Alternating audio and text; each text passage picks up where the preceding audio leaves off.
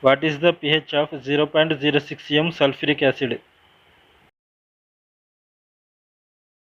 For H2SO4, H2SO4 gives us 2H plus SO4 minus 2.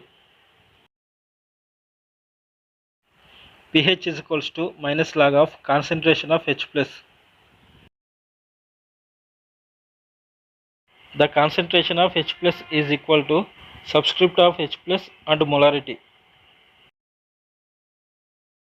Here subscript of H plus is 2 and molarity equals to 0.06. So the concentration of H plus is equal to 2 into 0.06, that equals to 0.12. So pH equals to minus log of 0.12, that equals to 0.921.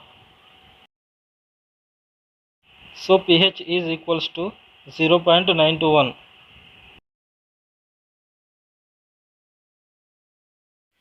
If you like this video, please subscribe my channel and press on the bell icon.